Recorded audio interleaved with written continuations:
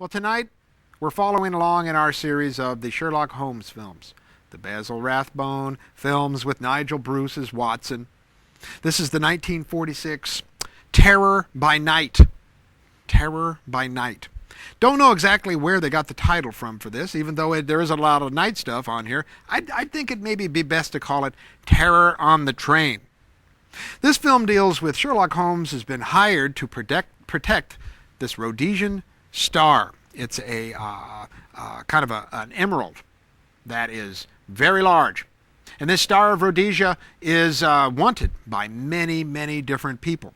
And, well, on this train, as is you see, maybe sort of taking the train and thinking of it as like in a mansion. Very often you see in murder mysteries, people all come together in a mansion and are murdered off for a certain kind of artifact or something like that. This happens to be a moving mansion, if you will. It's on a train.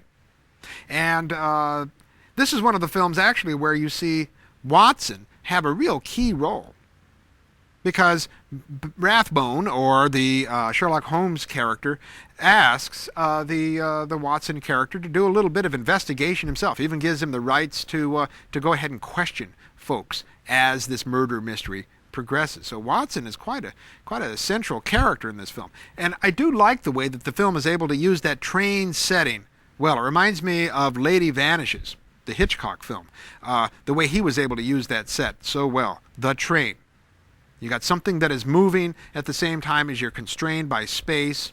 Got a lot of nice play in this film. It's got a mysterious coffin that's brought on board that houses something. We're not sure exactly what's in it. It also has an old acquaintance that comes back to make himself known to Watson, who's played by Alan Mowbray. I like Alan Mowbray. Keep an eye on Alan Mowbray. He's sort of a key character in this film, if you will. I was doing a little digging around, since this is the film where Watson sort of takes a big role in this film. You know, his full name was John H. Watson, and I've always wondered what the H stands for. Well, I went around and looked about. You know what the H stands for? Now, we are of a different kind of mind of how to pronounce this, but it's either Hamish or Hamish. It's Scottish for James. If you happen to know which would be the correct pronunciation, would love to hear from you, that you could help straighten us out. Because when I first read it, I thought Hamish, then I heard somebody else say Hamish, and then I'm going back and forth, Hamish, Hamish, let's call the whole thing off, if you will. Well, Terror by Night is a great film. Roy William Neill again is at the helm. He's directing this film. He directed the lion's share of these great films that the Rathbone and the Bruce couple worked on. I think you're going to enjoy this film. Terror by Night, 1946. Watson at his best. Hamish or Hamish.